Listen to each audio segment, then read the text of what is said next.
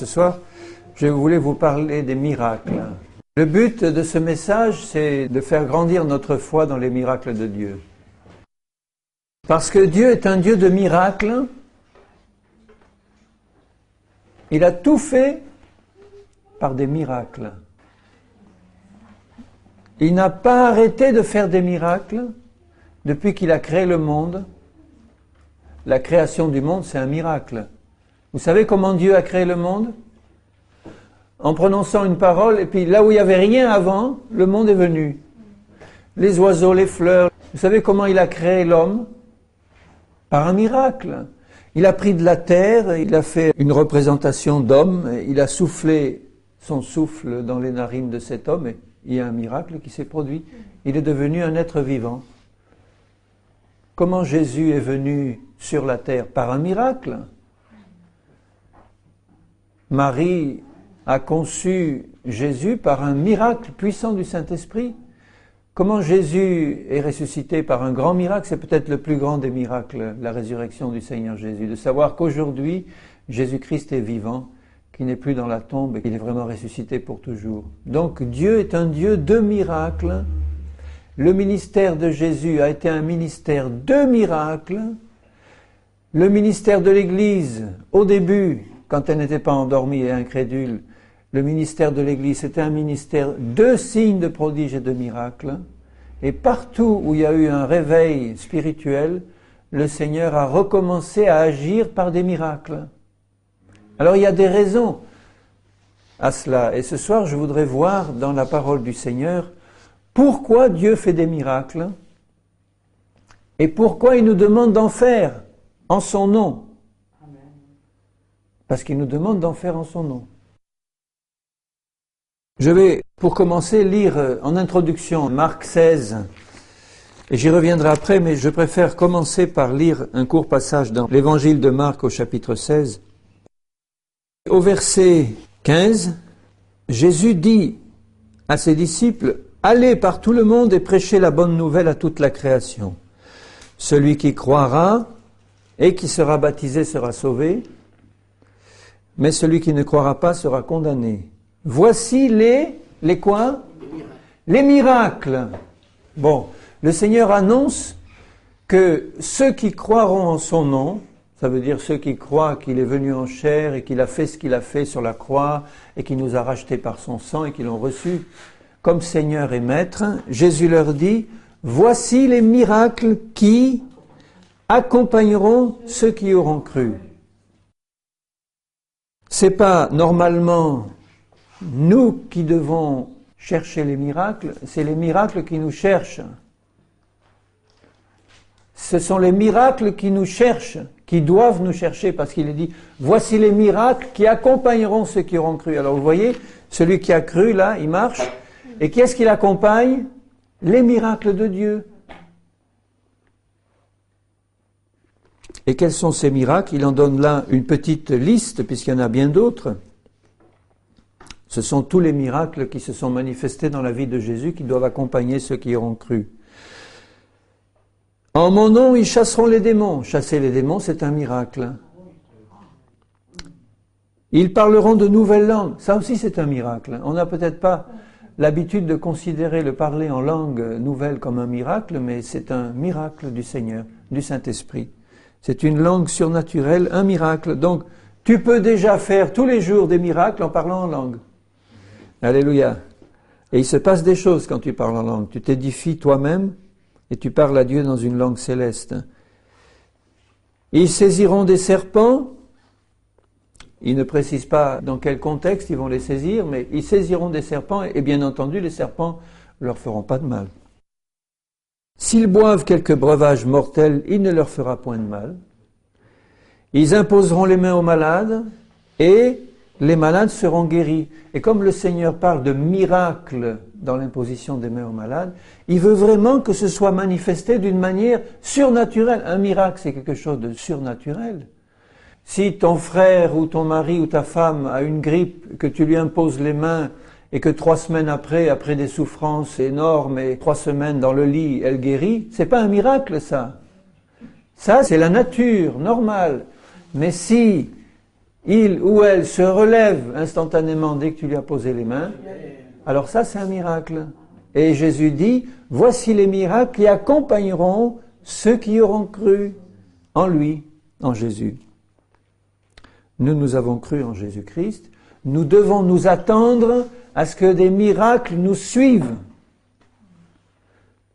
Partout où tu vas, les miracles de Dieu t'accompagnent. Mais quelquefois, tu oublies qu'ils sont là. Tu ne fais même pas attention que les miracles du Seigneur te suivent. Ils sont prêts, tu n'as qu'à les saisir. Ils sont prêts à se manifester à la première occasion que Dieu donne. Tu entres dans l'occasion que Dieu donne, par la foi, en faisant ce que Dieu nous demande, et le miracle qui te suit, il se manifeste. Vous savez qu'on a une foule de miracles qui nous suivent. Plein. C'est-à-dire toutes les œuvres que Jésus a préparées pour nous. Elles nous suivent. Il faut croire pour qu'elles se manifestent. Et ce n'est pas quelque chose de difficile. Alors pourquoi le Seigneur a accompli tous ces miracles et pourquoi il les accomplit encore? Pourquoi il veut que nous les accomplissions en son nom?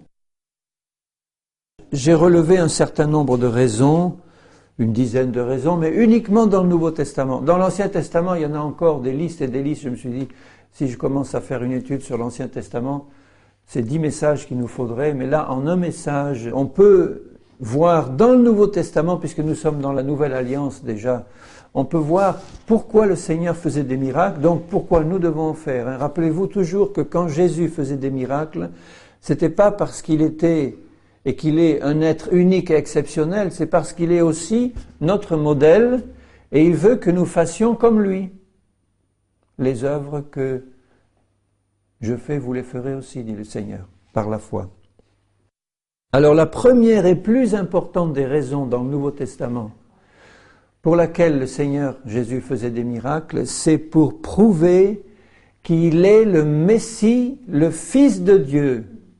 Voilà la raison pour laquelle les miracles nous accompagnent, parce que quand nous annonçons la parole du Seigneur, nous parlons de Jésus Messie, Fils de Dieu, venu en chair pour sauver l'humanité, et Dieu veut faire des miracles et des miracles et des miracles pour confirmer devant ce monde et devant l'Église que Jésus-Christ est le Messie d'Israël, le Sauveur annoncé par la Bible, par le Seigneur, par les prophéties, qu'il est le Fils de Dieu venu en chair. Dieu veut faire des miracles pour confirmer que Jésus est le Messie. C'est la raison la plus importante. Et s'il en faisait dans l'Ancien Testament, c'était pour annoncer la venue du Seigneur. Alors je vais lire quelques versets dans le Nouveau Testament qui le montrent, dans Matthieu 11. Et au verset 2, Jean, ayant entendu parler dans sa prison des œuvres du Christ, lui fit dire par ses disciples, es-tu celui qui doit venir, ou devons-nous en attendre un autre? Même aujourd'hui, il y a beaucoup de Juifs qui se posent la question à propos de Jésus. Et s'ils n'ont pas en face d'eux une église qui fait des miracles, ils ne vont pas croire. Parce que c'était la question que Jean posait aux disciples de Jésus. Es-tu celui qu'on attendait, le Messie, le Christ, ou n'es-tu pas le Christ? Est-ce qu'on doit en attendre un autre? Jésus leur répondit. Alors voilà la réponse de Jésus qui devait prouver qu'il était le Messie. Allez rapporter à Jean ce que vous entendez et ce que vous voyez. Les aveugles voient, les boiteux marchent, les lépreux sont purifiés, les sourds entendent, les morts ressuscitent, et la bonne nouvelle est annoncée aux pauvres. Heureux celui pour qui je ne serai pas une occasion de chute. Jésus est une occasion de chute pour ceux qui ne croient pas qu'il est le Messie, malgré tous les miracles qu'il a fait et qu'il fait encore aujourd'hui. Donc le but de ces miracles-là, c'est dans la bouche même de Jésus. S'il a fait tous ces miracles, c'est pour prouver qu'il est le Christ, le Messie attendu. Donc, est-ce que la situation a changé aujourd'hui? Vous croyez que les gens n'ont pas besoin d'un sauveur? Que les Juifs n'ont pas besoin de comprendre que Jésus est le Messie? Que le monde n'a pas besoin de comprendre que ce Messie qui devait venir est le sauveur du monde? Dieu le Père veut confirmer au travers de nous sa parole par des signes, des prodiges et des miracles. Je dirais presque uniquement, cette seule raison suffirait pour prouver que Jésus est le Sauveur, le Messie. Alors, on ne doit pas hésiter à plonger dans les situations que Dieu place devant nous en ayant cette pensée en tête. Je sais que mon Père est avec moi parce qu'il veut prouver dans cette occasion-là que Jésus-Christ est le Seigneur et le Sauveur, le Messie, le Fils de Dieu venu en chair pour sauver le monde, pour le guérir, pour le délivrer. Dieu veut le prouver. Comment? En faisant un miracle. Pas n'importe quoi, hein, pas une petite guérison mesquine. Un miracle qui va vraiment montrer qu'il y a une puissance surnaturelle et d'une manière bien plus puissante que les miracles faits par la puissance des ténèbres, qui est aussi capable de faire des miracles. Mais devant la puissance des ténèbres, la puissance miraculeuse de Dieu est infiniment plus extraordinaire, plus profonde, plus puissante, et c'est pour ça que Dieu veut accomplir des miracles. Dans Jean en parle beaucoup de cette raison-là, pour prouver que Jésus-Christ est le Messie, le Fils de Dieu. Dans Jean chapitre 2, et au verset 11, « Tel fut à Cana en Galilée le premier des miracles que fit Jésus. » Donc quand on parle de miracles, bien entendu, il ne s'agit pas seulement de guérison. Il s'agit de toute manifestation surnaturelle qui dépasse les lois de la nature. Marcher sur l'eau, changer l'eau en vin, enfin tous les miracles de Jésus. Là, il venait de changer de l'eau en vin, et il est dit là, il manifesta sa gloire. Et quand on parle de gloire dans la Bible, c'est la gloire de Dieu, puisque Dieu ne donne pas sa gloire à des hommes. Hein. Donc là, il manifesta sa gloire comment? En tant que Messie, en tant que Christ. Et ses disciples crurent en lui. Et ils ont dit, c'est lui le Messie. C'est pas possible autrement. Vous vous rendez compte? Simplement, je dirais, parce qu'il avait changé de l'eau en vin. Bon, c'est pas mal comme miracle, hein. Mais on aurait pu dire, ça aurait été là, le premier des miracles, une grande résurrection de morts. Bon, nous on aurait peut-être pensé que c'était quelque chose de plus frappant, mais Jésus a choisi de changer de l'eau en vin. C'était un miracle, le premier qu'il a accompli, et ça a suffi pour que ses disciples croient en lui, et que ses disciples disent, c'est lui, je vois la gloire de Dieu, c'est lui le Messie. Donc la prochaine fois que l'occasion se présentera pour vous, dans la situation évidemment où par exemple vous seriez au fin fond de l'Afrique et il n'y a pas de vin pour le culte et il n'y a que de l'eau tirée du marigot, eh bien n'hésitez pas à prier pour que l'eau se change en vin en sachant que Dieu est prêt à faire un miracle. Pourquoi? Pour prouver que Jésus est le Messie. Dans Jean 3, au verset 1 et 2, il y eut un homme d'entre les pharisiens. Les pharisiens connaissaient très bien la loi et tout ce qu'il y avait dans la loi de Dieu, nommé Nicodème, un chef des Juifs, qui vint, lui, auprès de Jésus de nuit et lui dit, « Rabbi, nous savons que tu es un docteur venu de Dieu, car personne ne peut faire ces miracles que tu fais si Dieu n'est avec lui. » Bon, lui, il croyait peut-être pas encore que c'était le Messie qu'il avait en face de lui. Il dit « docteur venu de Dieu ». Mais les miracles que Jésus faisait avaient tourné le cœur de ce pharisien vers le Seigneur pour lui faire croire que cet homme venait de Dieu. Personne ne peut faire des miracles comme ça si Dieu n'est avec lui. Et nous savons que par la suite, Nicodème est vraiment devenu un disciple de Jésus, donc il a fini par croire que Jésus était le Christ, le Messie. Avec Joseph d'Arimathée et d'autres, c'était quelques pharisiens qui se sont convertis vraiment et qui ont cru qu'il était le Messie. Et qu'est-ce qu'il a persuadé? Eh bien, ce sont les miracles que Jésus faisait. Il a commencé par se dire, cet homme-là, il vient forcément de Dieu. Et puis la fréquentation de Jésus l'a fait arriver à la conclusion qu'il était le Messie d'Israël, celui qu'il attendait. Il connaissait bien la Bible, hein, Nicodème. Il connaissait les prophéties. Et il a comparé ce qu'il connaissait des prophéties à ce qu'il voyait de ses yeux. Toujours un peu plus loin, dans Jean 7, 31. Plusieurs parmi la foule crurent en lui et ils disaient, le Christ, quand il viendra, fera-t-il plus de miracles que n'en a fait celui-ci? Vous voyez? Pourquoi il commençait à se poser la question? Il se disait, cet homme-là fait des miracles extraordinaires, ça doit être le Christ. Parce que quand le Christ viendra, est-ce qu'il sera possible qu'il fasse plus de miracles que ceux qu'on voit en ce moment?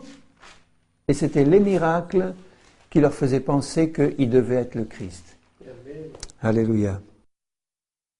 Toujours dans Jean, un peu plus loin, Jean chapitre 10, et au verset 24, les Juifs l'entourèrent et dirent, « Jusqu'à quand tiendras-tu notre esprit en suspens? Si tu es le Christ, dis-nous-le franchement. » Et la réponse de Jésus est claire. Jésus leur répondit, « Je vous l'ai dit et vous ne croyez pas, mais les œuvres que je fais au nom de mon Père, les œuvres c'était les miracles, les signes et les prodiges, les guérisons, les œuvres que je fais au nom de mon Père rendent témoignage de moi. » Sous-entendu que je suis bien le Christ. Vous venez de me poser la question, dis-le-nous. Il a dit, mais je vous l'ai dit, vous ne me croyez pas. Mais au moins, croyez à cause de ces œuvres que vous voyez, à cause de ces miracles. Donc, il en est de même pour nous quand nous annonçons l'Évangile et quand nous annonçons le Seigneur Jésus. Nous sommes à la place du Seigneur qui est auprès du Père et qui nous a envoyé son Esprit qui habite en nous.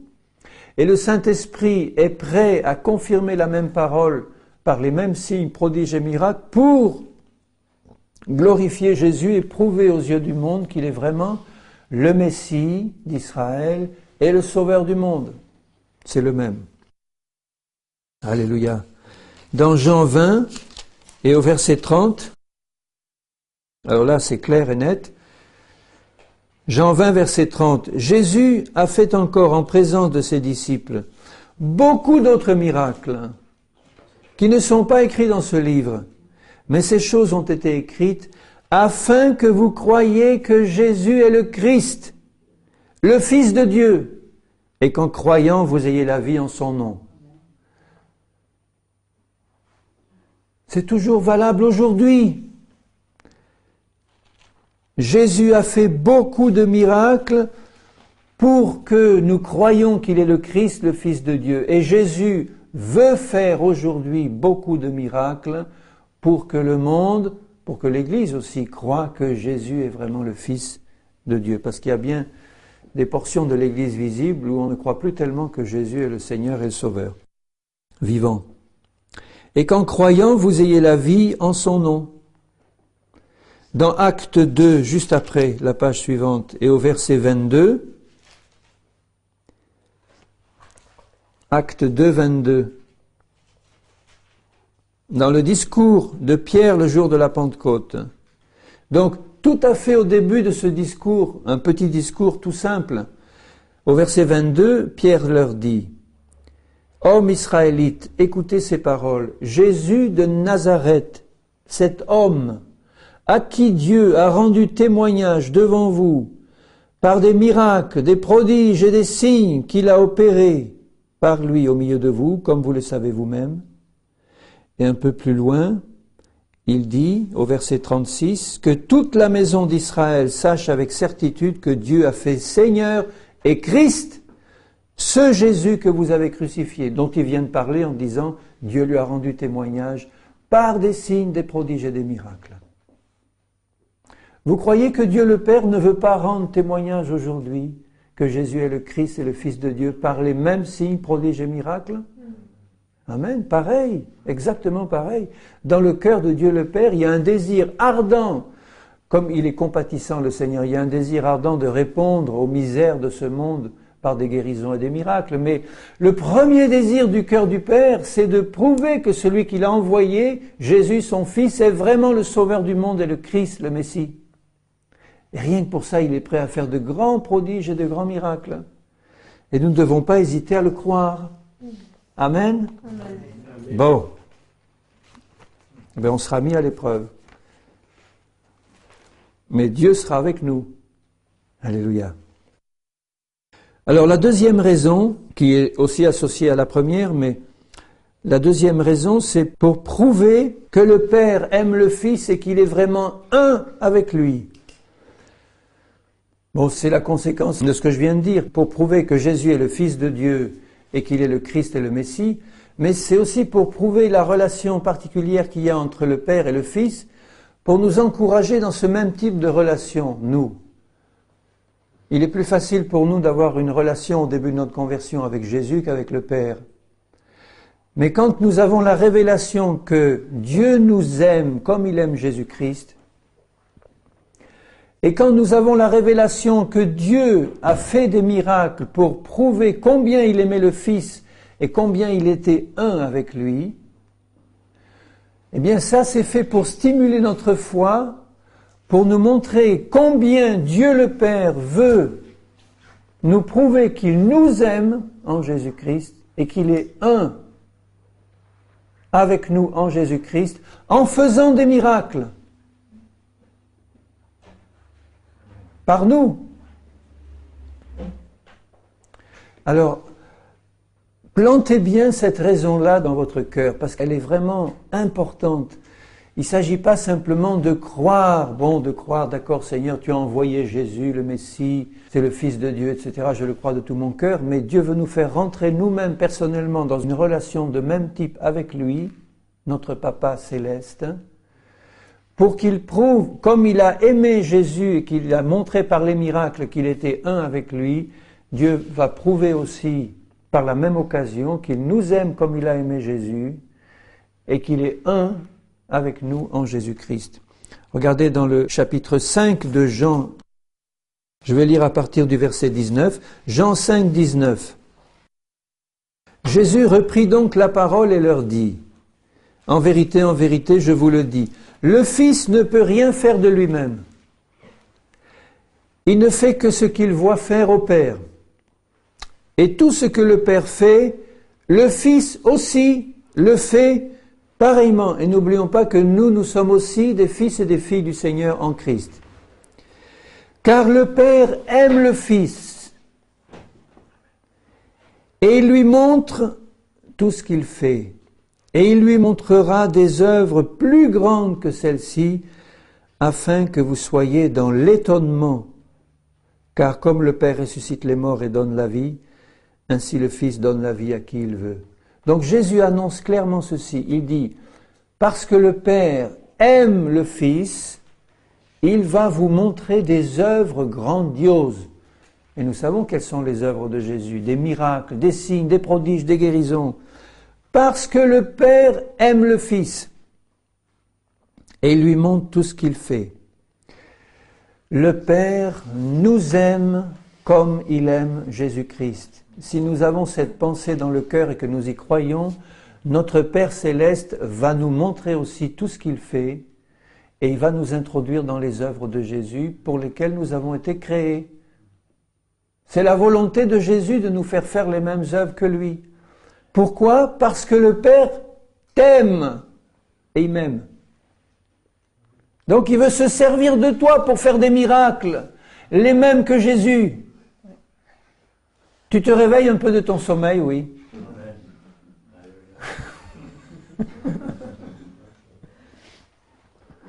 Je le dis avec amour parce que je me parle à moi-même.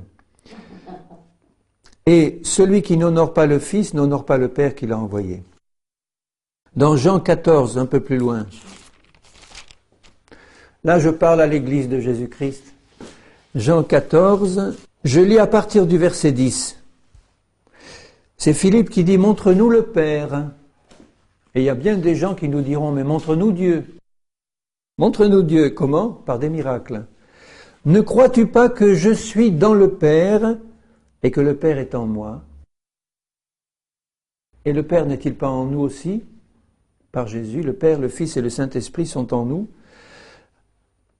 Les paroles que je vous dis, je ne le dis pas de moi-même, et le Père qui demeure en moi, c'est lui qui fait les œuvres. Croyez-moi, je suis dans le Père, et le Père est en moi. Croyez du moins à cause de ses œuvres. Donc, il faisait des miracles pour montrer à ses disciples que le Père était en lui, et que c'était le Père qui faisait les œuvres. Donc vous voyez, il voulait montrer cette unité entre le Père et le Fils, le Père en Jésus qui faisait les œuvres au travers de Jésus, et c'était les miracles qui prouvaient cette union entre le Père et le Fils. Et Jésus dit, un peu plus loin juste, au verset 23 du chapitre 14, « Si quelqu'un m'aime, il gardera ma parole, mon Père l'aimera, nous viendrons à lui et nous ferons notre demeure chez lui, le Père en nous, avec le Fils et le Saint-Esprit. Et les trois voudront prouver au monde qui nous entoure cette union entre Dieu et nous, Dieu Père, Fils, Saint-Esprit et nous, Dieu demeurant en nous par le Saint-Esprit. Le Seigneur veut prouver cette unité entre lui et nous par les œuvres qu'il va nous faire accomplir au nom de Jésus-Christ. Donc vous voyez, c'est pas parce que nous avons quelque chose de spécial ou que nous sommes des super hommes et femmes de foi, simplement parce que Dieu demeure en nous. Dieu veut prouver ça au monde. Que là, en nous, qui nous promenons dans ce monde avec une apparence toute simple et faible, eh bien, en nous, il y a le Créateur de l'univers qui est prêt à faire des miracles pour prouver aux autres et au monde qui nous entoure qu'il s'est uni à nous par le sang de son Fils. Et il veut le prouver par des miracles. Alors ça nous encourage à nous lancer pour que le Seigneur confirme simplement sa parole. Puisque nous savons qu'il veut les faire. Si nous vivons une vie honnête et sincère devant le Seigneur, il le fera. Le Seigneur veut faire des miracles, là j'aborde la troisième raison, mais toutes ces raisons sont très liées, pour glorifier le Père en devenant semblable à Jésus.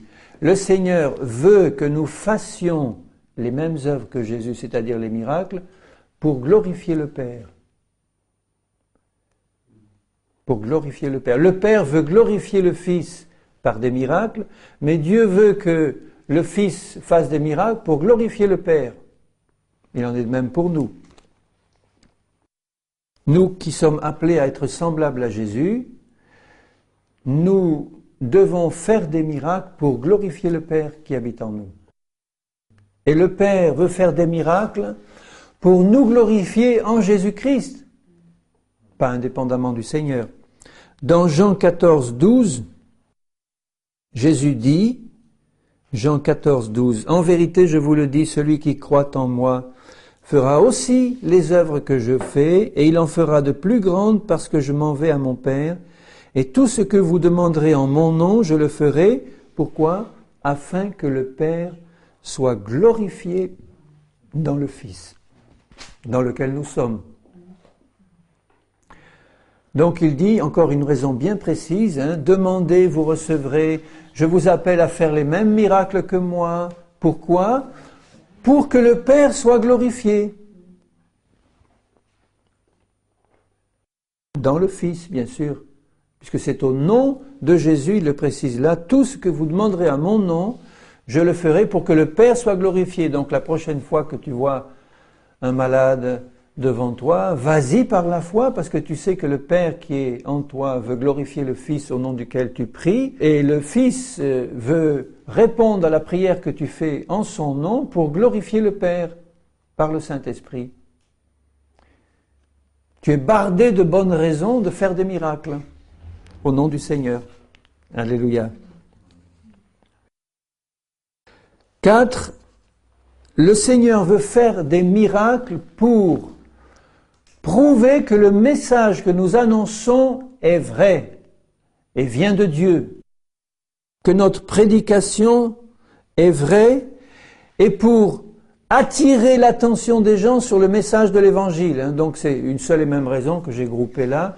Le Seigneur veut faire des miracles pour prouver que le message de l'Évangile est vrai et pour attirer l'attention des gens sur ce message-là. Donc vous voyez qu'il est important de bien annoncer la parole et que la parole de Dieu. Pas les traditions des hommes et tout ce qu'ils ont ajouté ou diminué ou enlevé. Mais dans la mesure où tu annonces la parole du Seigneur, eh bien le Seigneur va faire des miracles, en plus de toutes ces raisons que je viens de citer, mais pour prouver que ce que tu dis est vrai, que c'est vraiment l'évangile de Jésus-Christ, que c'est la parole du Seigneur, et pour attirer l'attention des gens sur ce message. Quand les gens te verront annoncer la parole et que tu feras des miracles au nom du Seigneur, qui se servira de toi, pour confirmer ce que tu dis, les gens vont dire « Ah, ben, on va écouter ce qu'il dit. » Parce qu'on voit des miracles qui confirment ce qu'il dit. Regardez dans Marc 16, et le dernier verset, Marc 16, 20. Ils s'en allèrent prêchait partout. Qu'est-ce qu'il prêchait? Il prêchait l'Évangile. Il prêchait Jésus-Christ ressuscité. Il prêchait la repentance et le royaume de Dieu. Le Seigneur travaillait avec eux et confirmait la parole par les miracles qui l'accompagnaient. Vous voyez que là, il est bien écrit que c'est Dieu qui confirme la parole. Tu es en train d'annoncer la parole du Seigneur. Tu dois savoir que Dieu est avec toi et qu'il désire confirmer cette parole par des miracles. Et bien souvent, s'il ne se produit pas des miracles pour confirmer l'évangile qui est annoncé, même quand il est vrai, c'est que les gens qui l'annoncent, ils ne s'attendent pas à ce que Dieu les confirme par des miracles. Ils ne le demandent pas au Seigneur, ils ne s'y attendent pas. Quelquefois, ils s'attendent même qu'il n'y aura aucun miracle parce qu'ils n'y croient pas. Ils annoncent l'évangile sans croire à la puissance miraculeuse de Dieu. Mais le Seigneur veut que nous croyions qu'il désire confirmer le message de l'évangile. Toujours, il désire le confirmer par des miracles, des prodiges et des signes et des guérisons. Il faut qu'il y ait des miracles. Il faut. Un évangile sans miracle, c'est un évangile impuissant. Et nous savons que l'évangile, c'est la puissance de Dieu, manifestée par des miracles, des signes et des prodiges. Ce n'est pas parce que Satan fait des miracles qu'on va nous arrêter d'en faire. Parce que les siens, ils sont faux, et les nôtres, ils sont vrais au nom du Seigneur Jésus, bien plus puissants. Donc il ne faut absolument pas craindre les falsifications. Il faut annoncer la vérité, demander que le Seigneur les confirme, et puis se lancer par la foi. Et le Seigneur va faire de grands miracles, de grands signes, de grands prodiges qui vont détourner l'attention des gens de l'erreur dans laquelle ils se trouvent pour les tourner vers la vérité, parce qu'il n'y a pas plus puissant qu'un miracle de Dieu. Parce qu'il touche aussi les cœurs, les corps, l'être entier. Dans le livre des Actes, au chapitre 8, je vais lire à partir du verset 5. Acte 8, 5. Philippe étant descendu dans une ville de la Samarie. Ces pauvres Samaritains, c'était les plus méprisés des gens de l'époque. Les Juifs les méprisaient à tel point qu'ils ne voulaient même pas ni leur serrer la main, ni leur parler. C'était pour eux des idolâtres, des descendants des mélanges des Babyloniens et tout ça. Ils ne voulaient pas parler aux Samaritains. Philippe y est allé. Il a prêché le Christ. Vous voyez sa prédication? Il prêche Christ. Jésus ressuscité, Jésus mort pour nos péchés. Les foules tout entières étaient attentives à ce que disait Philippe. Pourquoi? Lorsqu'elles apprirent et virent les miracles qu'il faisait. C'est tout.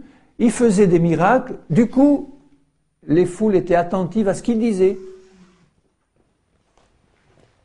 Et vous croyez que Dieu ne veut pas confirmer son évangile de Christ par les mêmes miracles? Mais on doit le croire chaque fois que tu témoignes, chaque fois que tu annonces la parole, chaque fois que tu prêches Christ, tu dois savoir que Dieu veut confirmer ça par des miracles qui vont détourner l'attention des gens de l'erreur pour les tourner vers ce message de salut. Des esprits impurs sortirent en poussant de grands cris, beaucoup de paralytiques et de boiteux furent guéris, et il y eut une grande joie dans cette ville. Amen, amen. Parce qu'ils étaient en contact avec un Dieu puissant qui était en train de confirmer sa parole de vie, de vérité, par des miracles. Dans Acte 14, un peu plus loin, Acte 14 et au verset 2, ceux des Juifs qui ne crurent point excitèrent et aigrirent les esprits des païens contre les frères. Il y avait des jaloux, des Juifs qui étaient là et qui ne voulaient pas entendre parler de l'Évangile et qui excitaient les gens pour les opposer à Paul et Barnabas. Mais Paul et Barnabas restèrent cependant assez longtemps à Icône, parlant avec assurance, appuyés sur le Seigneur, qui rendait témoignage à la parole de sa grâce et permettait qu'il se fasse par leurs mains des prodiges et des miracles. C'est ça finalement qui a gagné les gens, c'est que ils ont vu la puissance de Dieu à l'œuvre, et s'ils ont écouté le message, c'est parce que Dieu rendait témoignage à cette parole par des prodiges et des miracles. C'est comme ça que la communauté a été créée à Icône et a grandi. Et partout ailleurs. C'était un évangile qui était prêché, annoncé dans la puissance des miracles, des signes, des guérisons, etc. Donc c'est le même évangile pour nous aujourd'hui. Dans Romains 15, versets 18 et 19, l'apôtre Paul lui-même Nous savons qu'il a accompli énormément de prodiges et de miracles au nom du Seigneur. L'apôtre Paul dit dans Romains 15, verset 18, « Car je n'oserais mentionner aucune chose que Christ n'ait pas faite par moi pour amener les païens à l'obéissance par la parole et par les actes, par la puissance des miracles et des prodiges, par la puissance de l'Esprit de Dieu, en sorte que depuis Jérusalem et dans les pays voisins jusqu'en Illyrie, j'ai abondamment répandu l'évangile de Christ, qui était appuyé par des signes, des prodiges et des miracles, et c'est ça qui a amené les païens à l'obéissance. Et il le dit, c'est ça. Voilà. J'ai amené des païens à l'obéissance par la parole, évidemment la prédication, et les actes, par la puissance des miracles et des prodiges. Et les païens, ils se sont soumis. Je dis, bon, on est vraiment en face de la puissance de Dieu qu'on n'a jamais vue avant, même nos sorciers, parce que les païens aussi avaient des sorciers puissants, comme le sorcier de Samarie, Simon le magicien, qui disait c'est la grande puissance, mais quand ils ont vu les miracles que Philippe faisait, alors là ils ont dit, bien, aucune comparaison. Là on a compris, et même Simon a compris, malgré son cœur tordu. Donc si Paul prend soin de souligner ça, c'est que c'est vital. Nous vivons dans un pays païen. La France est un pays païen, faussement religieux, ou religieux tout court, mais païen. Comment l'amener à l'obéissance? Par les prodiges, les miracles et les signes, que Dieu veut faire éclater à la prédication de l'Évangile. Et dans Hébreux 2, versets 3 et 4. Comment échapperons-nous en négligeant un si grand salut, qui, annoncé d'abord par le Seigneur, nous a été confirmé par ceux qui l'ont entendu, Dieu appuyant leur témoignage par des signes, des prodiges et divers miracles, et par les dons du Saint-Esprit distribués selon sa volonté. Là encore, confirmation que Dieu appuie le témoignage de ceux qui annoncent son évangile, ou veut appuyer par des signes, des prodiges et des miracles. Alors, est-ce que ça ne fortifie pas ta foi de savoir que Dieu veut, pour honorer son nom, honorer son Fils, honorer l'œuvre de Jésus, appuyer cette parole que tu vas donner par des signes, des prodiges et des miracles? Je ne dis pas qu'il va le faire n'importe comment, quelle que soit ta vie, même si tu vis ouvertement dans le péché, mais après tout, Dieu veut d'abord confirmer son évangile. Il te jugera après si tu vis dans le péché, si tu as fait au nom de Jésus des miracles, des signes et des prodiges au nom du Seigneur et que tu commets l'iniquité, tu sais ce qui va t'arriver au jugement. Mais Dieu va confirmer quand même sa parole par des miracles et des prodiges, même dans ce cas-là. Il le dit, il y en a qui viendront, on a fait beaucoup de miracles en ton nom, on a guéri des malades, etc. Je ne vous ai jamais connus. Vous qui commettez l'iniquité, mais il a quand même accepté de confirmer l'évangile qu'ils annonçaient par des signes, des prodiges et des miracles. Et il ne faut pas en déduire qu'ils vivaient saintement. Donc à combien plus forte raison, toi qui vis honnêtement pour Dieu et qui veux faire sa volonté, à combien plus forte raison Dieu va confirmer le message de son évangile par ta bouche? Alléluia. Il faut que tu le crois, ça, mon bien-aimé, ou ma bien-aimée sœur, ou mon bien-aimé frère. Puisque là, hommes et femmes sont égaux. On est tous appelés à témoigner le même évangile, et Dieu va le confirmer, hommes, femmes confondus, tous ensemble de la même manière. Alors maintenant, la 5e raison, j'en suis à la 5e.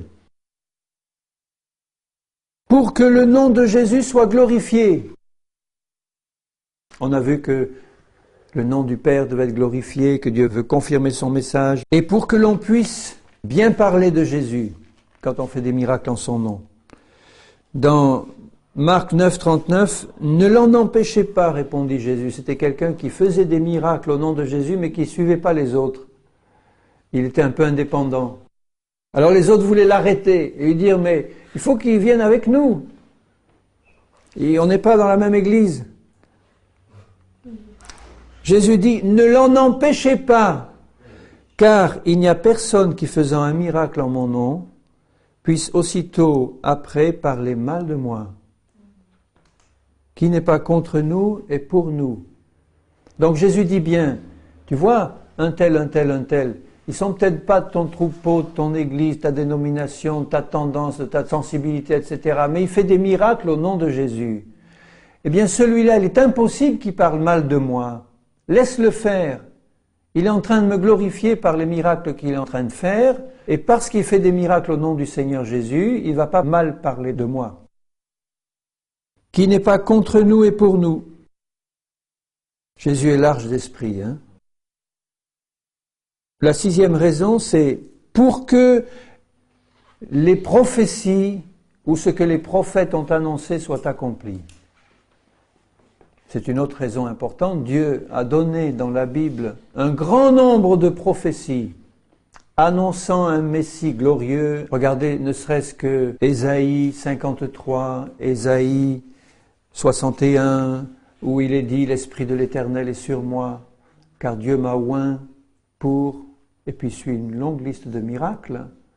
Dans Ésaïe 53, c'était « Il s'est chargé de nos maladies, de nos infirmités, et c'est par ces meurtrissures que nous avons été guéris. » Donc il y a inclus là-dedans tous les miracles de guérison. Donc toutes les prophéties de l'Écriture qui avaient été faites et qui annonçaient un Messie glorieux qui ferait des miracles au nom du Seigneur et qui manifesterait la gloire, il fallait qu'elles s'accomplissent en la personne de Jésus. Et le dernier des prophètes, c'était Jean-Baptiste. Et là, je peux citer dans Jean 10, 41, où beaucoup de gens vinrent à Jésus et ils disaient « Jean n'a fait aucun miracle, mais tout ce que Jean a dit de cet homme, Jean était un prophète, était vrai. » Il fallait que ce que Jean annonce se réalise. Et quand ils ont vu Jésus faisant des miracles et venir à lui, bien que Jean n'ait fait aucun miracle, il était prophète de l'Éternel. Il fallait que la parole du Seigneur annoncée par la bouche de Jean s'accomplisse. Et c'est vrai pour toutes les prophéties de la Bible, tout ce qui est annoncé de Jésus doit s'accomplir, et notamment dans les miracles, les signes et les prodiges. Si Jean-Baptiste n'a pas fait de miracle, c'est qu'il a été envoyé pour être celui qui a annoncé la venue du Seigneur et prêché la repentance. Bon, alors, ça veut dire que si il avait fait beaucoup de miracles, on aurait pu le confondre avec le Christ. Parce que justement, ce qui a fait détourner l'attention de Jean, qui lui-même a posé la question « devons-nous en attendre un autre ?» etc., c'était les miracles à ce moment-là qui devaient vraiment distinguer Jésus des autres. Je pense que Dieu aurait pu se servir de Jean pour faire des miracles, mais si Jean, qui avait une prédication tellement puissante, tout le monde voyait que c'était un prophète, s'il avait fait de nombreux miracles juste au moment où Jésus allait arriver, les gens n'auraient pas su peut-être distinguer, et c'était Jésus qui devait être mis à l'honneur. C'était lui qui devait être vraiment le Messie, et c'était les miracles qui ont distingué Jésus de Jean. Mais lui a préparé le chemin du Seigneur, et en tout cas, les prophéties de Jean devaient s'accomplir en la personne de Jésus, qui lui a fait les miracles.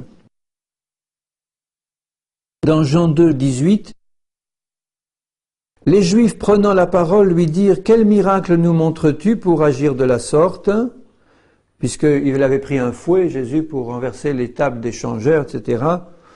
Et les autres disaient « Mais au moins fais un miracle pour qu'on voit que tu es habilité à agir comme ça. » Jésus leur répondit « Détruisez ce temple, et en 3 jours je le relèverai. » Les Juifs dirent « Il a fallu 46 ans pour bâtir ce temple, et toi en 3 jours tu le relèveras ?»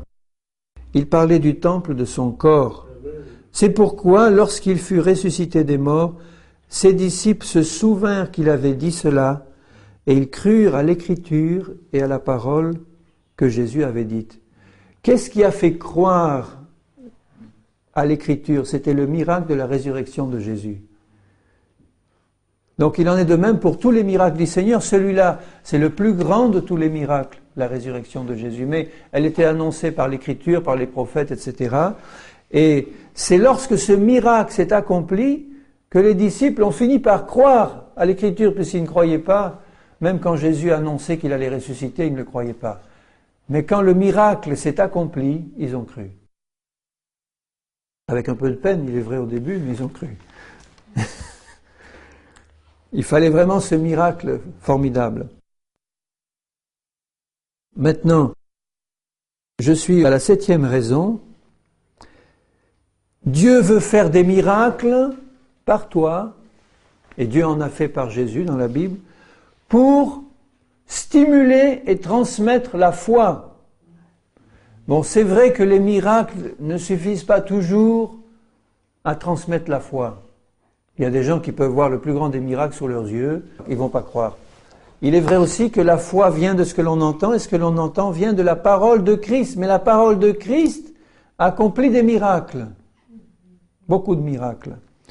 Et nous voyons dans la Bible que les gens croyaient parce qu'ils voyaient des miracles. Aujourd'hui aussi. Je me suis rendu compte qu'il y a des gens qui voient un miracle, tout de suite ils croient.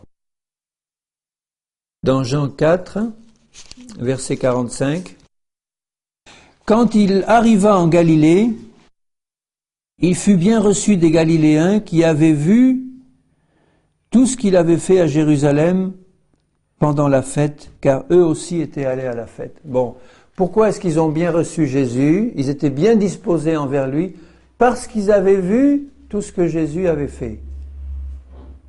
Ça avait ouvert leur cœur. Et un peu plus haut, dans Jean 2, et au verset 23, Jean 2, 23, « Pendant que Jésus était à Jérusalem, à la fête de Pâques, » donc c'est directement ce que les gens dont on vient de parler, ils étaient à la fête, ils avaient vu, « Plusieurs crurent en son nom, voyant les miracles qu'il faisait. » Et c'est sûr que quand vous lisez les évangiles et que vous voyez les gens voir Jésus faire des miracles, ça a attiré les foules à lui. Elles le suivaient, il est écrit dans les évangiles, à cause des miracles qu'il faisait. Pourquoi elles le suivaient? Parce qu'elles s'attendaient à recevoir aussi des miracles à cause des miracles qu'ils venaient de voir. Ils se disaient, il n'y a pas de raison que moi aussi, je ne reçoive pas mon miracle. Je viens de voir tel aveugle guéri, tel lépreux, tel paralytique. Moi, je suis aveugle, lépreux, paralytique, mais il va aussi m'accepter, ce grand prophète-là que je vois. Et c'était tout ce qu'ils voyaient qui les encourageait à s'approcher du Seigneur pour recevoir eux aussi leur miracle. Leur foi était stimulée par ce qu'ils voyaient. Donc si Dieu veut stimuler aussi ta foi, il va te confronter à un miracle qui va te la stimuler. Tu vas en recevoir un pour toi qui va te stimuler ta foi. Et comme ta foi sera stimulée, tu vas être utilisé par Dieu pour faire des miracles qui vont stimuler la foi des autres et qui vont les rapprocher aussi du Seigneur. C'est beau, hein? C'est merveilleux. Alléluia. La 8e des raisons, elle est aussi tellement importante. Quand nous jetons un coup d'œil autour de nous, la 8e raison, c'est pour répondre aux détresses de l'humanité. Dieu fait des miracles pour répondre aux détresses de l'humanité et de ses enfants en particulier. Parce que Dieu a un cœur immense, infini, et quand le Seigneur voit les brebis languissantes et abattues comme des brebis qui n'ont pas de berger, il appelle ses disciples, il les envoie, et la première des choses qu'il leur dit, « Allez, guérissez les malades, purifiez les lépreux, chassez les démons, ressuscitez les morts, prêchez la repentance et la bonne nouvelle. » Je le lis dans Matthieu. La fin de Matthieu 9 et au verset 36, « Voyant la foule, il fut ému de compassion pour elle. » Et le Père est ému de compassion pour cette foule. Donc le Père ne veut pas se contenter simplement de prouver que Jésus-Christ est le Messie, ou toutes les autres raisons que je vous ai développées, mais il est ému de compassion devant cette foule languissante et abattue comme des brebis qui n'ont pas de berger. La moisson est grande et il y a peu d'ouvriers. Priez le maître de la moisson d'envoyer des ouvriers. Mais pas n'importe quel ouvrier, des ouvriers capables de faire des miracles au nom de Jésus pour répondre à cette détresse. Et puis ensuite, Matthieu 10, 1, donc tout de suite après, il appelle ses 12 et il leur donne le pouvoir de chasser les esprits impurs et de guérir toute maladie et toute infirmité. Et il leur dit, allez prêcher, le royaume des cieux est proche, guérissez les malades, purifiez les lépreux, chassez les démons. Donc Dieu voulait faire des miracles pour répondre aux détresses des malheureux, des malades, de ceux qui sont languissants et abattus. Et il veut maintenant que Jésus est monté à la droite du Père, se servir de toi pour faire la même chose. Parce qu'il y a toujours des foules languissantes et abattues. Et beaucoup dans l'Église aussi sont languissants et abattus. Et notre Père Céleste, qui voit ses enfants dans cet état misérable et lamentable, croyez que son cœur n'est pas ému de compassion en disant « Mais où sont les ouvriers que j'appelle à se lever? Je veux faire des miracles par eux. Je veux me servir d'eux pour faire des miracles. Mais où sont-ils? Ceux que j'appelle à tout donner pour me servir et puis répondre à mon appel et répandre ma parole. » Il les cherche, le Seigneur. Ce n'est pas nous qui cherchons un Dieu lointain. On essaye d'attirer l'attention du Seigneur pour qu'il vienne faire quelques miracles au travers de nous. C'est Dieu qui cherche des ouvriers pour faire des miracles. Et il n'en trouve pas assez. Mais à partir du moment où notre cœur s'ouvre à ce besoin de Dieu, on dit, mais Seigneur, c'est vrai, j'ai devant moi une foule languissante et abattue, tes enfants partout dans les églises, qui sont des hôpitaux ambulants, des églises partout, des malades, 80, 90, 100% sont malades d'un membre ou l'autre, éclopés, languissants, abattus. Et on leur dit en plus que l'âge des miracles est passé, que maintenant c'est la médecine et c'est la sécurité sociale qui marche bien mal d'ailleurs. Ni par force, ni par puissance, ni par intelligence, mais par mon esprit, dit le Seigneur. Dans Luc, regardez dans Luc 4 et au verset 25, la compassion du Seigneur. Luc 4, verset 25. Je vous le dis en vérité, il y avait plusieurs veuves en Israël du temps d'Élie, lorsque le ciel fut fermé 3 ans et 6 mois, et qu'il y eut une grande famine sur toute la terre. Et cependant, Élie, le prophète, ne fut envoyé vers aucune d'elles, si ce n'est vers une femme veuve à Sarepta dans le pays de Sidon. Il y avait aussi plusieurs lépreux en Israël du temps d'Élisée le prophète. Cependant, aucun d'eux ne fut purifié, si ce n'est Naaman le Syrien. Pourquoi il dit ça, le Seigneur? Il dit parce qu'il n'a pas trouvé beaucoup de foi en Israël à sa venue. Et c'était les païens, c'était la femme cananéenne et d'autres, c'était le centurion romain qui avait le plus de foi. Et Jésus dit, et c'était comme ça avant. Mais il veut aussi montrer que Dieu avait envoyé un prophète, et pas n'importe lequel, le prophète Élie, vers une pauvre petite veuve là-bas, dans un petit village perdu à Sarepta, pour aller s'occuper d'elle et pour la nourrir, parce qu'elle était en train de mourir de faim avec ses enfants dans la famine. Dieu a pris son prophète et il a dit, toi Élie, tu vas. Le cœur ému de compassion du Seigneur est allé lui demander à ce prophète d'aller s'occuper de cette pauvre veuve là-bas. Parce qu'il savait que le cœur de cette veuve était ouvert. Et Dieu avait vu et il a eu compassion. Et puis, quand vous voyez le ministère de Jésus, vous le voyez si souvent ému de compassion, toucher les malades, les guérir, les miracles de guérison de Jésus, prouver la compassion du Père et la compassion de Jésus pour tous ceux qui souffraient dans leur corps, dans leur âme, dans leur cœur, dans leur vie. Il a ressuscité des enfants, des jeunes, le fils de la veuve de Naïn, cette pauvre veuve qui avait perdu son mari et qui maintenant perd son fils unique. Et Jésus arrive, une troupe joyeuse, et il rencontre la troupe éplorée qui allait au cimetière avec cette pauvre veuve et il l'a arrêté. Il a ressuscité ce jeune. Par compassion pour la maman qui n'avait plus rien, plus personne. Alléluia. Dans Jean 10 et au verset 32, Jésus leur dit, « Je vous ai fait voir plusieurs bonnes œuvres venant de mon Père. » Et là, le sens réel, c'est des œuvres de compassion venant de mon Père. C'est des bonnes œuvres, c'est pas au sens forcément de changer l'eau en vin ou marcher sur l'eau, mais c'est des œuvres de compassion, des œuvres de bonté. Voilà, je vous ai fait voir des œuvres de bonté venant de mon Père. Pour laquelle me lapidez-vous? Ce n'est pas pour une bonne œuvre que nous te lapidons, mais parce que tu te fais Dieu, toi, un homme. Donc Jésus leur dit, je vous ai fait voir une foule pleine d'œuvres de bonté et de compassion de mon Père. Jésus en nous veut aussi se manifester au travers de nous pour faire des œuvres de compassion et de bonté pour tous ceux qui souffrent autour de nous, par des signes, des prodiges, des guérisons et des miracles. Amen. Dans 1 Corinthiens 12,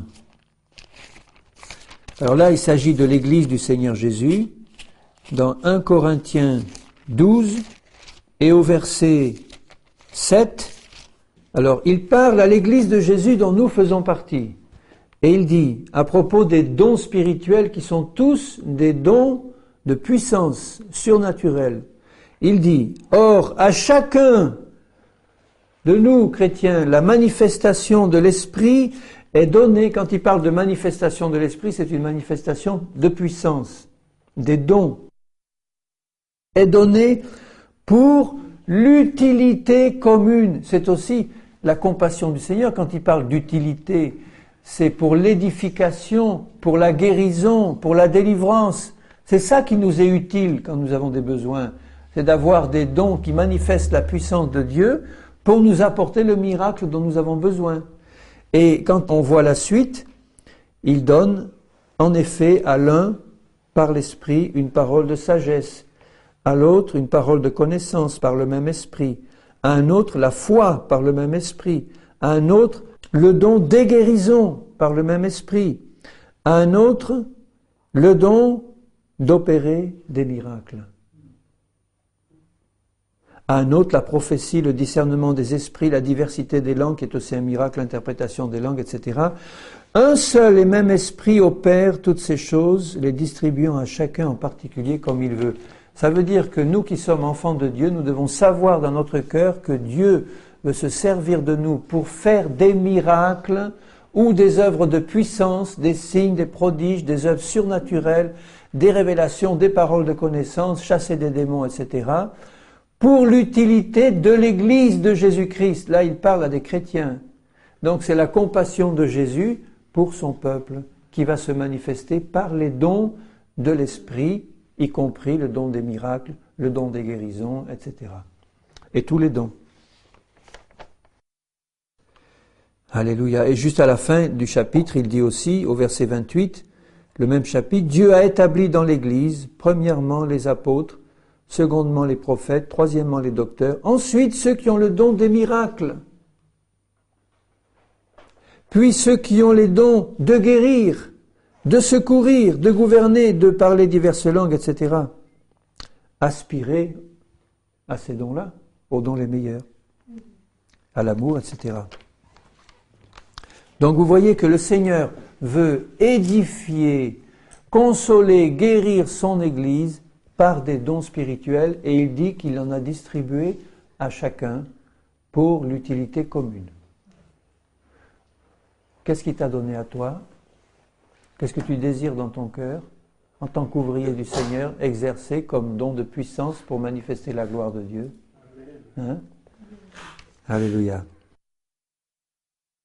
La dernière raison, là je vais rapidement parce que il suffit de la connaître, pour prévenir du terrible jugement qui attend ceux qui n'auront pas cru à la parole du Seigneur après avoir vu les miracles. Pour prévenir ceux qui ont vu les miracles et qui n'ont pas cru, qui sont restés dans la désobéissance, du terrible jugement qui vient sur eux et qui sera bien plus grave encore s'ils n'avaient pas vu les miracles en question. Donc Dieu veut faire des miracles aussi pour tourner le cœur du monde entier vers Jésus, mais ceux qui refusent, après avoir vu ces miracles, qui refusent la parole du Seigneur, sont prévenus d'avance qu'un terrible jugement les attend.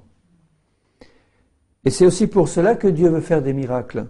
Alors je lirai un verset par exemple dans Matthieu 11. Un miracle est une annonce de jugement pour ceux qui ne croient pas.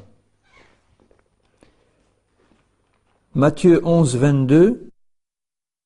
C'est pourquoi je vous le dis, au jour du jugement, Tyr et Sidon seront traités moins rigoureusement que vous. Et toi, Capernaüm, qui a été élevé jusqu'au ciel, tu seras abaissé jusqu'au séjour des morts. Car si les miracles qui ont été faits au milieu de toi avaient été faits dans Sodome, elles subsisteraient encore aujourd'hui. C'est pourquoi je vous le dis, au jour du jugement, le pays de Sodome sera traité moins rigoureusement. Ça veut dire que le Seigneur, dans toutes ces villes où il a fait des miracles, voulait les amener à la repentance, et parce qu'il a trouvé en face de lui, dans ces villes, des cœurs durs et désobéissants, il leur annonce un jugement beaucoup plus grand à cause des miracles. Dans Jean 15, 24, et je finis là-dessus, dans Jean 15, 24, « Si je n'avais pas fait parmi eux des œuvres que personne d'autre n'a faites, ils n'auraient pas de péché, mais maintenant ils les ont vus et ils ont haï, et moi et mon Père. Ils ont vu les miracles et ils ont haï Dieu, donc leur péché leur sera imputé d'une manière terrible, à cause des miracles. » Ça ne doit pas nous empêcher d'en faire en disant « Oh, je ne vais pas en faire, comme ça ils seront jugés moins sévèrement. » Non, pas du tout. Parce que ce sont les miracles qui vont les attirer à Jésus, et ce sont les miracles qui vont révéler les cœurs les plus durs, et qui vont, le jour du jugement, leur fermer la bouche devant Dieu. Parce que Dieu leur dira « Et les miracles qui ont été accomplis devant toi, pourquoi n'ont-ils pas tourné ton cœur vers Jésus le Messie ?» C'était pour ça qu'ils ont été faits, ces miracles. Et tu as fermé ton cœur, ton jugement est juste. Et ils auront la bouche fermée.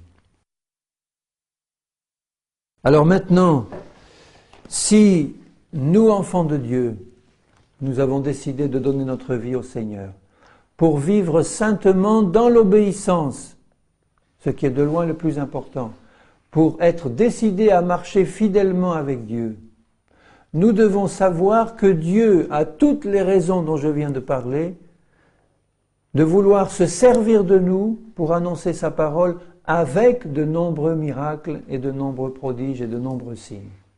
Dieu le veut, Dieu cherche des hommes et des femmes qui le croient, parce que c'est sa volonté clairement exposée dans la Bible, et il veut que tu lui dises « Moi, Seigneur ». Et ce n'est pas une réaction d'orgueil de dire « Seigneur, choisis-moi pour faire de grands miracles, pour manifester ta puissance ». C'est exactement la volonté de Dieu.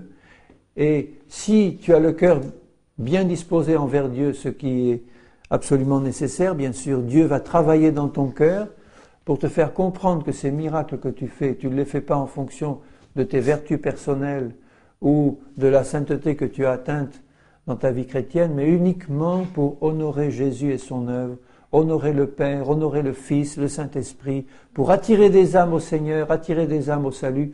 Dieu veut se servir de toi comme d'un simple instrument glorieux pour faire des miracles, des signes et des prodiges. Alors qu'est-ce qu'il faut faire? Eh bien simplement, rester toujours près du Seigneur et être rempli de son esprit. Demander constamment, dire Seigneur, je veux être utilisé par toi comme un ouvrier dans ta moisson. Pour ça, j'ai besoin d'être rempli du Saint-Esprit et de foi. Et dans Acte 6, je vais lire 2 versets des Actes pour terminer, dans Acte 6 et Acte 4. Acte 6 et verset 8, Étienne, plein de foi et de puissance, faisait des prodiges et de grands miracles parmi le peuple. Jésus veut nous remplir de foi et de puissance pour faire de grands prodiges et de grands miracles. Or, Étienne, c'était un simple diacre qui avait été choisi pour servir aux tables, mais il était rempli de Saint-Esprit et de foi. Et Dieu s'en est servi pour faire des miracles et prêcher sa parole. Il n'est pas resté longtemps aux tables. Donc, si nous prions Dieu en disant « Seigneur, je veux être utilisé comme un ouvrier, remplis-moi de foi et de Saint-Esprit », le Seigneur va le faire. Et pour le prouver, tu lis dans Acte 4 et au verset 29, Acte 4, 29, quand les chrétiens se sont réunis pour prier, ils ont fait cette simple prière. Je lis à partir du verset 27. Contre ton saint fils Jésus que tu as oint, Hérode et Ponce Pilate se sont ligués dans cette ville. avec les nations et les peuples d'Israël, pour faire tout ce que ta main et ton conseil avaient arrêté d'avance. Et maintenant, Seigneur, vois leurs menaces. Donne à tes serviteurs d'annoncer ta parole avec une pleine assurance, en étendant ta main pour qu'il se fasse des guérisons, des miracles et des prodiges au nom de ton Saint-Fils Jésus. Quand ils eurent prié, le lieu où ils étaient assemblés trembla, ils furent tous remplis du Saint-Esprit, et ils annonçaient la parole de Dieu avec assurance, et miracles, signes et prodiges se réalisaient. Donc vous voyez, ils étaient simplement ouverts, sachant que Dieu voulait se servir d'eux pour en faire. Ils ont prié avec un cœur ouvert en disant « Seigneur, nous voulons être utilisés par toi ». Dans la prière, ils ont dit « Seigneur, donne-nous d'annoncer ta parole avec assurance ». Faisons de même. Et ils ont dit « Seigneur, étends ta main pour qu'il se fasse, au nom de ton Fils Jésus, des signes, des prodiges et des miracles. » Je dirais c'est d'une simplicité évangélique. Et Dieu fera pour nous de la même manière, exactement pareil. Étienne était parmi eux, il a prié de la même façon, il était rempli de foi et du Saint-Esprit. Philippe aussi, le diacre, et les autres, et Pierre, et Jean, et Paul, ils ont été remplis de foi, du Saint-Esprit, ils ont prié pour cela, et ils l'ont reçu, ils sont allés prêcher la parole, et ils n'ont pas hésité à faire au nom du Seigneur de grands signes, de grands prodiges et de grands miracles. Dieu a été glorifié, Dieu sera glorifié pour nous de la même manière. Alléluia. Alors ne tarde pas à commencer. Ne tarde pas à commencer à prier et à agir. Agis. Prie pour les malades. Annonce la parole et si tu vois un malade, n'hésite pas à prier en demandant que Dieu confirme. Et tu verras des miracles s'accomplir. Alléluia.